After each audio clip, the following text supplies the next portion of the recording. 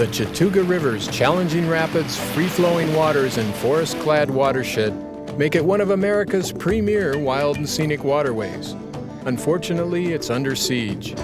I'm John Veman. Come along with me and co-host Arlene Burns to paddle a river that's wild, scenic, and troubled.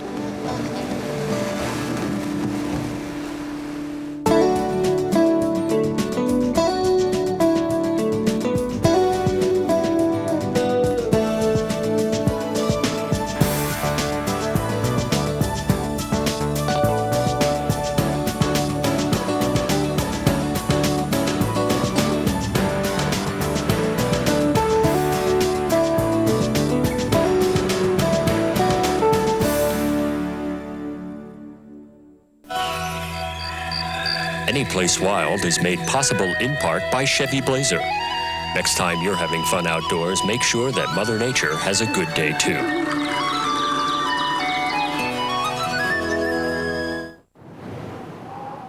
And by Low Alpine, technical packs and apparel. And Low Pro camera bags. And LL Bean, providing sporting gear and apparel for people who love the outdoors. For over 80 years. 20 years ago was the first time I came down this river, and I almost got killed. I didn't know it at the time that I almost got killed, but I realized looking back on it that truly that was the situation, and it was my stupidity that almost killed me. Since that trip, a whole lot of water has run under the bridge. While supposedly protected by federal law, the river is having a hard time fending off development pressures. Me? Well, let's just say that I like to think I'm a bit smarter. This time, at least I have a map and a boat that doesn't leak. The Chattooga River rises out of the Blue Ridge Mountains of North Carolina, then runs 50 miles along the border of South Carolina and Georgia. The headwaters pass through the wettest area in the lower 48 outside of the Pacific Northwest, so there's a reliable source of water to pump up the rapids. The nature of the river is a pool and then a drop, characterized by ledgy rapids, followed by another quiet pool. This makes it ideal for river running because the paddler can take a shot at the challenging rapids, then recover, or rescue himself in the calm after the storm. That's important for us graying types. If my paddling skills haven't improved all that much in 20 years, at least I can say that I've learned to compensate by traveling with the right kind of people. You guys ever guide on this river together? Yeah, we did. He was my mentor, I believe.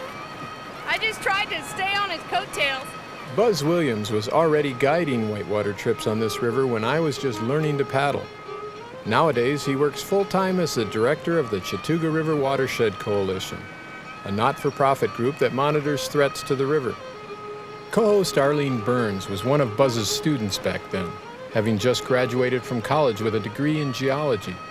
She quickly went on to guide and teach her own groups on the river, then spread her whitewater wings to major river expeditions all over the world.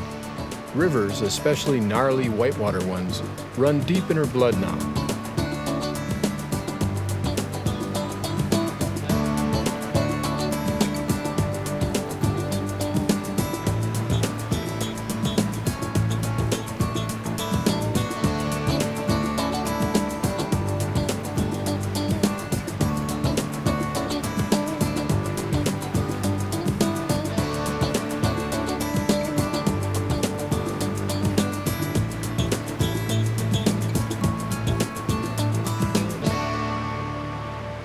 The first few rapids erase any doubt why so many people keep coming back to the Chattooga.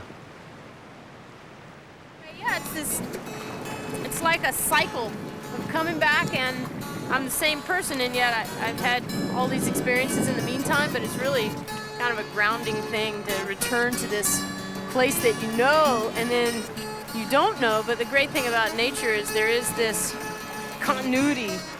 Because this place has been protected, it's such a gem like that. Mm-hmm. It's a beautiful river, but all is not well. I want to show you all the sediment that's coming down the stream.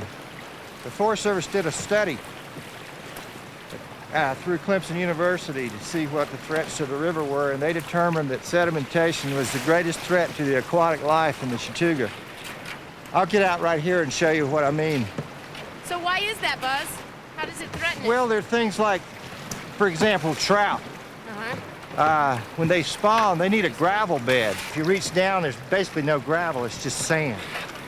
I think they determined that the greatest cause of the sedimentation was from roads.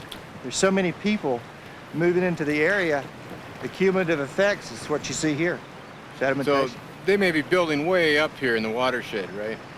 Yeah, that's the thing about the Wild and Scenic River Corridor. It's a 1/4 mile wide, but all the feeder streams, you know, that make the Chattooga way up in the headwaters, that's what's being developed. That's where the private land is. There's just too much sedimentation for the critters that live here. Just an hour and a half from downtown Atlanta, this river draws so many recreation seekers that it borders on being enjoyed to death.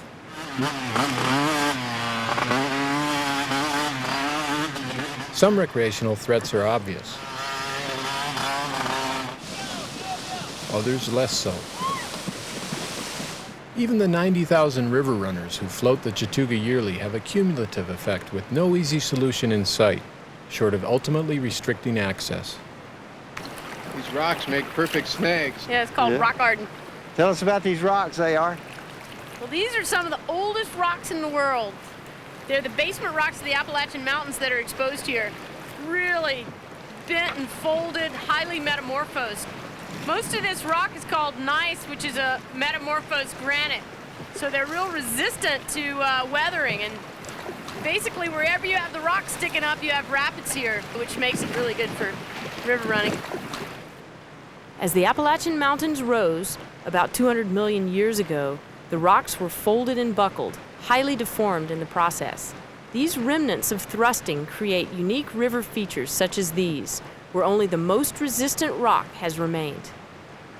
When I was in college, I studied this. I was mapping here on the river, and I thought it was the greatest job until all my buddies were paddling by in their kayaks, and I went, hang on a second. Hang on.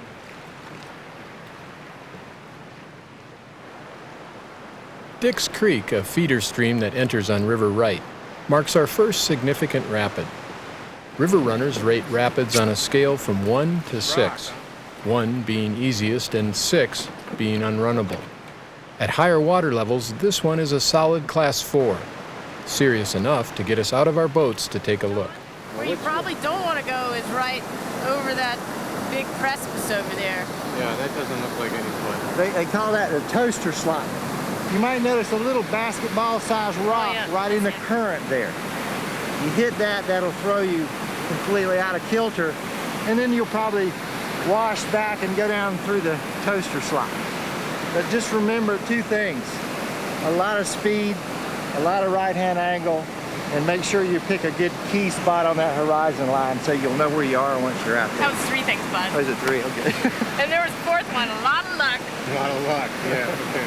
That little eddy right in the middle, this is what they call the S-turn move. Actually start from over there somewhere, peel out and have a lot of strong right-hand angle, a lot of forward speed, and drop into that eddy. And then you can surf right across that breaking wave right down into this chute right here. All right, that wasn't so bad. Maybe I'll wait right in here for you guys. Woo! All right. Woo! John, good job. My run's okay if a bit shaky, All right, Buzz, it's your turn. but Buzz aces it for a vivid demonstration of the difference between kayaks and canoes. Kayaks can blast straight through trouble spots that would swamp an open canoe instantly. So the key to canoeing is boat control, going around the bad stuff. Whitewater open boaters often compare themselves to kayakers by saying, half the paddle, twice the paddler. Good run. Piece of cake. Nice. You make this open boat look easy, Buzz. Head down. Okay.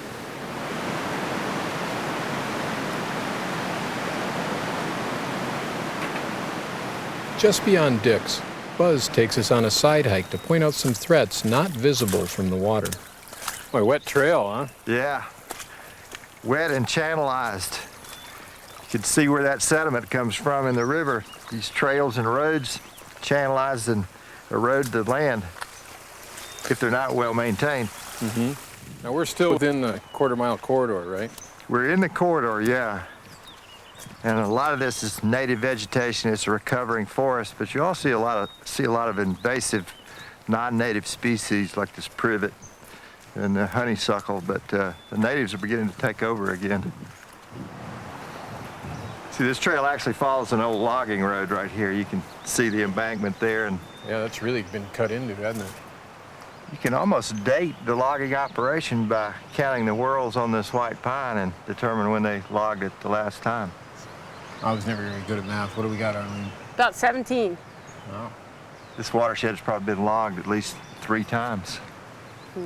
But it is recovering, especially in this corridor.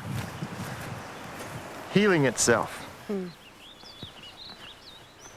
This is getting to be a nice stretch of forest, isn't it? Yeah. Trees are bigger and older, a little further along. Did they miss these or what? Well, it's probably just a situation where they were logged a little bit longer ago. They've had more time to recover.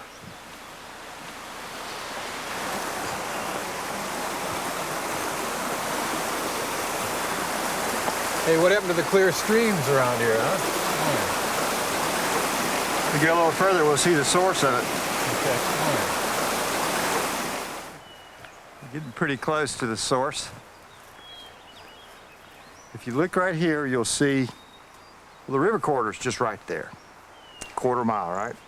You see this forest is protected, multi-layered, uneven-edged forest with lush understory, even rare plants like that Wallsteinia.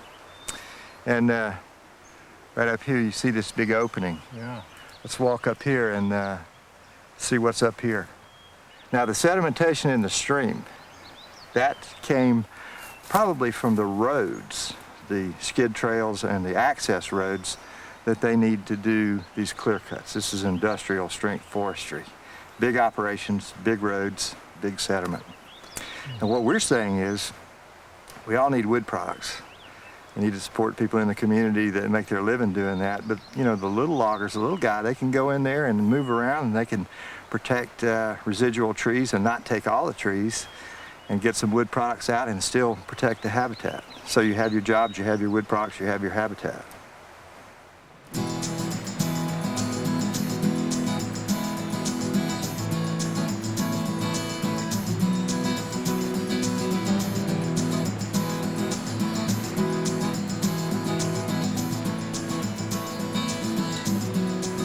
The subtle currents of the river are readable once you understand hydrodynamics. Water always takes the path of least resistance. It responds to gravity, and it takes on the power of its circumstance. Eddies are like putting on the brakes for a kayaker. An eddy is formed anywhere that an obstruction diverts the flow of the water. This creates an anticurrent where the water is actually flowing upstream. This enables a paddler to stop and take a breather. A river's current is a force much stronger than the strongest of men. That's why the key with kayaking, or river running in any craft, is to tune into the energy of the river and not fight it. It's a lot like a dance. Your partner, the river, always leads.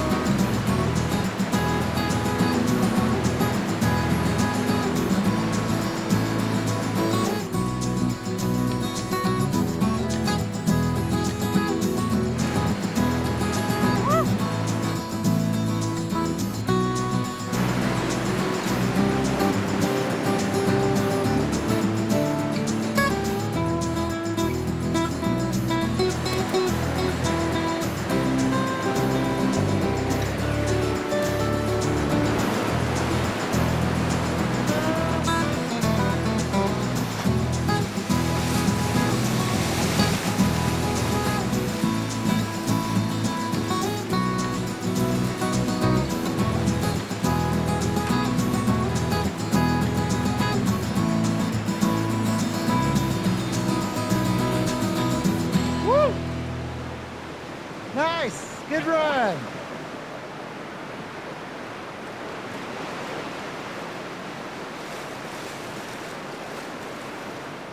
We're only gonna make the fire as big as we need it for ourselves, okay? Arlene, I can see you need to go to fire building school. This may not look like something that would be part of building a fire, but this is the new leave no trace approach to building fires. Now, isn't that flammable? It's sort of like I thought that would it's melt. like a tablecloth, see? Ah, this is civilized fire. Civilized fire. Now, well, let's start with some sand, okay? Everybody, we need a bunch of sand to cover up this whole thing. Do you know where he's going with Now, this, trust Buzz? me, you guys, when we're done, you're gonna like this. Where do you want your sand? Let's learn something new. Okay, let's find some sand. Scoop me There's up about plenty of sand. 5 gallons of I sand see here. who's the director and who's Arlene, the there, laborer that's in good. this. This is about This maybe reminds me of my past life. 3 or 4 inches extra. That would be nice. Okay. Is it the right color sand, John? Yeah, you're getting good texture. I have an idea. Can I teach you something? You bet. Maybe. Well, I spent a lot of time in Asia, and they had this incredible way of building fires and cooking on them using 3 stones that work sort of like a tripod. The idea with this is you want to be able to feed in wood from 3 sides. So these are basically pot support, and then you don't have to cut the wood up. You can just feed it in. Oh, I like it. Hey, got some driftwood right over here. Made to order. Don't have to destroy any trees, just get a little driftwood. Well, it's time for my trick. Oh, you I have some Georgia fatwood here. Let's see if it'll catch on fire. See how that burns pretty good? Yeah. Oh, it smells good too, It actually. does. Oh, it does. High and fresh. Let's see if it'll catch that. Look at Real that. good fire starter. Look at that. Very nice, Buzz. Put a couple more. That was a pieces. 1 lighter fire. Yeah. 1 stick fire. Big lighter fire. Down with disposable lighters. I found that one, so we may as well use it.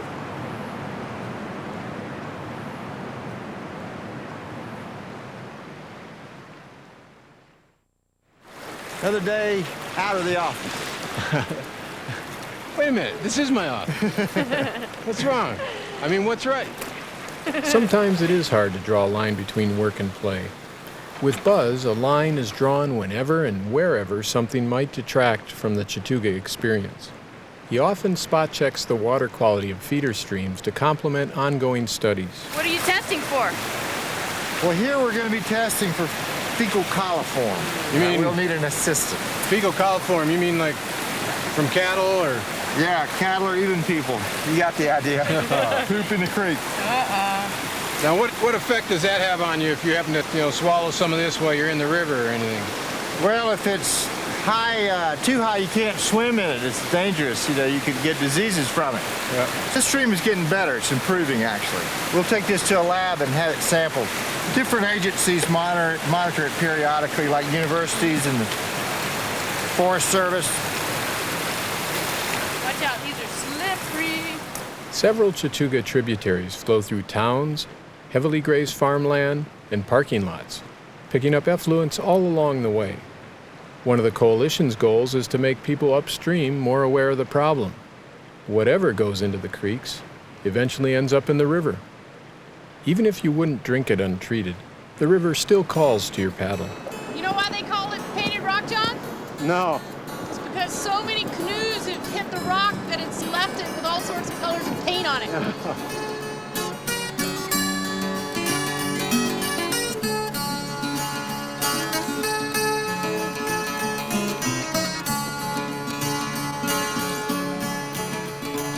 Perfect. Gonna go for that top eddy. Nice job.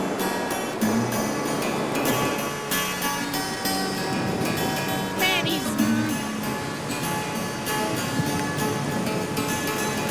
makes it look easy. Really? Now it's our turn. That's pretty clean, wasn't it?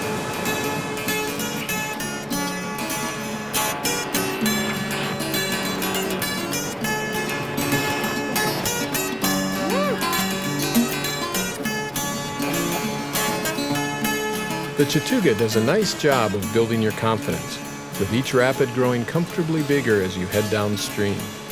Then just as your stroke becomes nice and relaxed, there's Bull Sluice. You know, I was talking about running a couple of 100 times up there. I'd probably run Bull Sluice, possibly even, 800-900 times. Wow. And I have never run it rapid when I didn't have a dry mouth a little bit. Never. Funny how so much water can dry out your mouth. I remember this. I wasn't first then, and I'm sure not going to be now. I think the key is where you hit that ledge and then hitting it perpendicularly and then trying to go for that sluice, right in the middle of it if you can. Or at least hold your breath long enough that when you get there you can then roll. Come through that V, keep paddling. Key off that big wave right there. Don't get into the meat of that hole. Just barely catch, barely go to the right of that wave at that hole. Right. And then have your place on the horizon line picked out that you think you want to go across. You want to be aiming a little bit towards this side, towards the Georgia side, driving towards the Georgia side.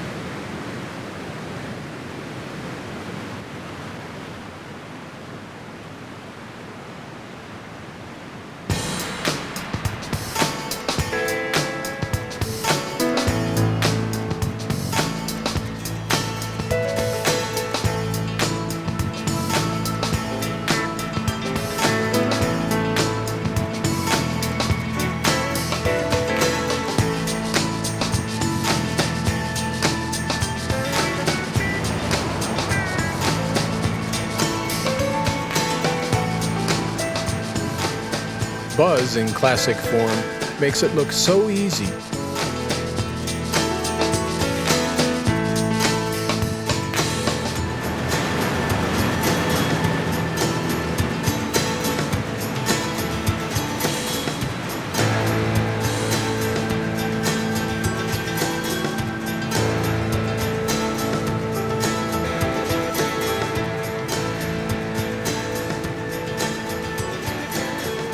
So does Arlene, with an exclamation point.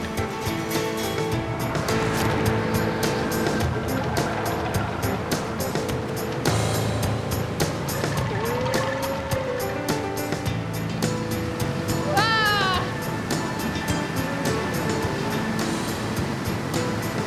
The notch got me! That was fun though.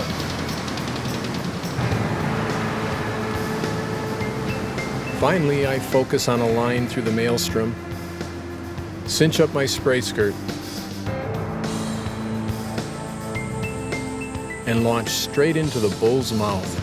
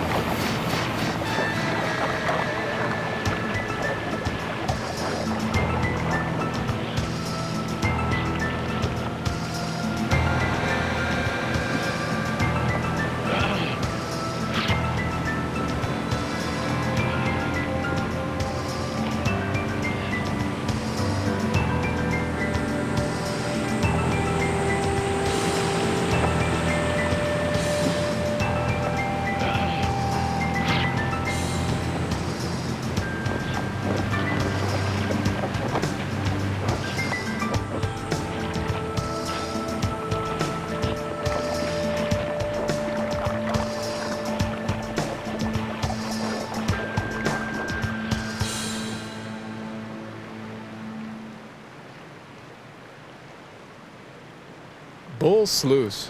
I wonder if matadors swim like this for their supper. I didn't quite get that last. Which way were you going? Well, I was trying to get to the slide? slot, Yeah. and I ended up going on that side of decap, didn't I? Well, I was pulling for you. Yeah. It was hard to watch from my angle. You were coming down like, It was good. It's a valiant effort. Oh, well. All right, that means who gets to do dinner tonight? I think it's John. Why? Because you swam. Yeah, you're right. No, you do dishes. 20 years and I'm still swimming strong. Not that much the worse for the wear, thanks to Buzz and his throw line. The river, while troubled, still has its kick, and also thanks to Buzz, has a fighting chance of being around to toss me again in another 20 years. Of course, I'm going to win next time. To learn more about Anyplace Wild and the great outdoors, check out PBS online at www.pbs.org.